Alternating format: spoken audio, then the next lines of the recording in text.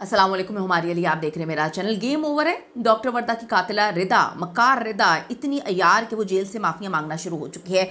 मैं तो कत्ल कर ही नहीं सकती, मैं तो ये सब काम कर ही नहीं सकती। ये सब तुमने पूछना है तो जाकर पूछो मेरे शौहर और शमरेज से कि उन्होंने कत्ल किस तरह से किया। मेरी जान छोड़ो, मेरा इस मामले से कोई लेना देना नहीं है। मेरे से अगर सवाल पूछने तो ये पूछो कि डॉक्टर वर्दा के पास 67 तोला सोना कहाँ से आया, उसके पास इतने पैसे कहाँ से आए। मुझसे पूछना है तो ये पूछो कि वो अपने शौहर के पास क्यों नहीं रहती थी। मुझसे पूछना है तो ये पूछो कि वो दुबई क्या करने गई थी। मुझसे पूछना है तो ये पूछो कि वो कनाडा क्यों जाना चाहती थी अपने बच्चों को लेकर, क्यों बाप के बगैर वो उनकी ज़िंदगी रोल रही थी। जेआईटी रिपोर्ट लीक होने के बाद जो रिदा है उसने नए बहाने बनाना शुरू कर दिए हैं, नई मक्कारी अयारी दिखाना शुरू कर दी है। और इसको जो ऊपर से सपोर्ट कर रहा है इसका शौहर, और ये खुद बहुत अच्छे से जानते हैं कि इनके पीछे किसकी बैक है। अगर बैक ना होती तो अभी तक जो है इनके मामला बहुत अलग हो चुके होते। आज की वीडियो इंपॉर्टेंट है, हम काफ़ी सारी चीज़ों पे बात करेंगे, डेवलपमेंट भी हैं कुछ। रिक्वेस्ट है चैनल को सब्सक्राइब करें, वीडियो को आखिर तक मुलाहिजा ज़रूर फरमाइएगा। अब जी, डॉक्टर वर्दा केस जो है उसकी जेआईटी रिपोर्ट बहुत ज़्यादा क्लियर चीज़ों को बता रही है। उसने ये क्लियर कर दिया है कि जो सफाक कातिला है रिदा, यही दरिंदा सिर्फ औरत है। रिदा के ऊपर ये जेआईटी रिपोर्ट जो है बॉम्ब बन के गिरी है। जेआईटी रिपोर्ट के बाद फोरेंसिक रिपोर्ट्स के लिए ऊपर से बहुत ज़्यादा प्रेशर इस वक्त आना शुरू हो चुका है कि जल्द अज जल्द जो है डिटेल्ड पोस्टमार्टम रिपोर्ट भी सामने लेकर आई जाए। आप सबको पता है कि इस केस को डे 1 से ख़राब किया गया। ख़राब करने वाली कोई और नहीं, पुलिस थे, और पुलिस के आला अफसरान भी इसमें शामिल है। आप यहाँ से अंदाज़ा लगाएं कि पहले तो इस सारे के सारे केस में सहूलतकारी की किसने की, पुलिस ने की। उसके बाद सहूलतकारी करने के बाद जो है वो एक प्रेस कॉन्फ्रेंस भी कर दी और एक फजूल सी बकवास कहानी सुना दी कि जी जब उसको गिरफ्तार उसको अगवा किया था उसके 1 घंटे बाद उसको मार दिया था। आप यहाँ से अंदाज़ा लगाएं कि अपने आप को इन्होंने साफ़ करने के लिए कितना कुछ गंदा कर दिया है, कितना कुछ गंदा। अगर ये चाहते सही तरह से तहकीकात करते, इन्वेस्टिगेट करते उस दरिंदा सिफ्त औरत को, उसी वक्त वो उगल देती और आज डॉक्टर वर्दा जिंदा होती।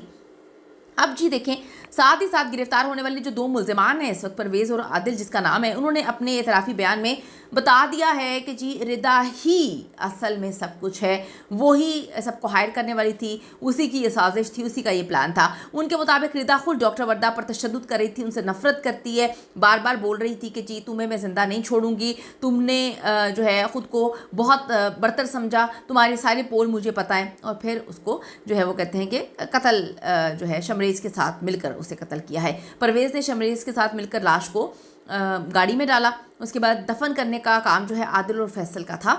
उन्होंने जो है अगवा करने वाली और कातिला, वो कहते हैं कि जी हमें तो सारे हुक्म देने वाली ही रिदा है, तो रिदा और वहीद ही हैं, आप इनको कहते हैं कि इनका कोई कसूर नहीं है। जेआईटी रिपोर्ट में डॉक्टर वर्दा कत्ल केस में कसूरवार जो पुलिस अफसरान है उनका भी तयन किया गया है। और मेंबर जेआईटी का कहना है कि अब सज़ा का तयन जो है वो सूबाई हुकूमत की जिम्मेदारी है करना। अब यहाँ पे हम बात करते हैं कि इन दरिंदों, ये भी कातिल हैं। अगर आप ये बात बोलें कि इनकी ये कातिल नहीं है, बिल्कुल ये बिल्कुल इक्वल टू कातिल ही हैं, क्योंकि जब इन्होंने जो है पेरेंट्स के या फैमिली के प्रेशर में आके पकड़ा था उस रिदा को, तो उस वक्त डॉक्टर वर्दा जिंदा थी। ये चाहते तो रिदा से हर चीज़ उगलवा सकते थे, लेकिन इन्होंने पैसे खा लिए, तो अब इनकी तो बहुत, ये भी इस कत्ल में बराबर के शरीक हैं। इस हवाले से रुकन जेआईटी ने कहा कि डॉक्टर वर्दा कत्ल केस का मरकज़ी जो मुलजिम है वो रिदा है। हमारे मुताबिक पुलिस की जिस अफसर का जितना कसूर था रिपोर्ट में हमने बता दिया, सज़ा भी मैंशन कर दी है। उन्होंने कहा कि इस केस का मुलजिम शमरेज़ जो है वो तो किराए का कातिल था, उजरती कातिल था, और मुलजिमा रिदा और उसके खामिद वहीद का शमरेज़ से रब्ता किस तरह से उन्होंने रखा हुआ था, आप देखिए कि मुलाजमीन के थ्रू रखा हुआ था। तो आपको ये बताती चलूँ, ये खबरें जेल में बंद रिदा और वहीद बिल्ला तक पहुंच चुकी हैं कि उनके साथ जो है वो क्या होने वाला है। एक जेआईटी रिपोर्ट मुकम्मल तौर पे बन चुकी है जिसमें वो जो अपने आप को बचाने की कोशिश कर रहे थे कि जी हमने तो कुछ भी नहीं किया, या हमें सिर्फ उतनी सज़ा मिले कि जी हमने तो अगवा की है, कत्ल तो हमने नहीं किया, तो अब उनको पता चल चुका है कि जेआईटी रिपोर्ट के मुताबिक जो है वही दरिंदा सिफ्त खातून है जिसके कहने पर सब कुछ हुआ है। परवेज़ ने तो खुल्लम खुला रिदा के खिलाफ गवाही भी दे दी है। अब ये हालात देखकर वहीद बिल्ला ने अपने कुछ जो है दोस्त हैं उनके बीच में उनको डाला है और कहा है कि जी वर्दा की फैमिली से रब्ता शुरू करो, और फिर मामला को वहीं पे out of the court settlement की कोशिश की जा रही है।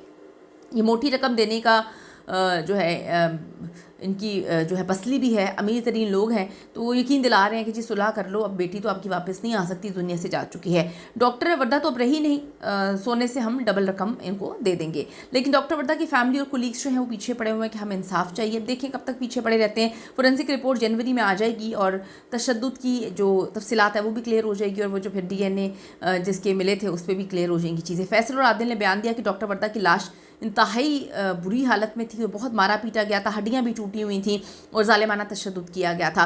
पुलिस को चाहिए कि जी खुदा का खौफ कर लें, थोड़ा सा खुदा का खौफ कर लें, और जो मरकज़ी मुलजिमा है रिदा और वहीद बिल्ला, इसके खिलाफ ज़बरदस्ती चार्जशीट जो है वो फ़ाइल करनी चाहिए। दूसरी तरफ जी वो हर चीज़ से इनकारी है, लेकिन वो इस बात पर भी कहानियाँ सुना रही है कि ये अपने शोहर के साथ क्यों नहीं रहती थी। ये मुझसे पूछो कि 67 तोला सोना कहाँ से आया, अपने जो है शोहर के साथ जो है रहना वो उसे क्यों नहीं पसंद था, उसके बाद वो दुबई जाकर क्यों रह कर आई थी, बच्चों को बाप के बगैर क्यों रख रही थी, वो मियाँ अलग जो है मुल्क में था, फैमिली अलग मुल्क में थी, और वो अलग अलग जो है मुख्तलिफ जगहों पर अकेली घूमती फिरती थी, नौकरियाँ कर रही थी, कभी दुबई जा रही है, कभी कनाडा के लिए अप्लाई कर रही है। तो इस पर तो ये फैमिली ही बता सकती है, लेकिन डेफिनेटली इसको कुछ ना कुछ तो पता होगा, क्योंकि दोस्ती थी। अब वो नहीं है इस दुनिया में, तो अब ये सारी बातें खंगालने का कोई फ़ायदा नहीं है। इस दरिंदा सिर्फ औरत को चाहिए अपनी बकवास बंद रखे, और कानून को चाहिए कि इसको हर हाल में सज़ा दे, और फांसी से कम इसको सज़ा नहीं मिलनी चाहिए। अपनी कीमती राय ज़रूर दीजिएगा इस हवाले से। See you in the next video.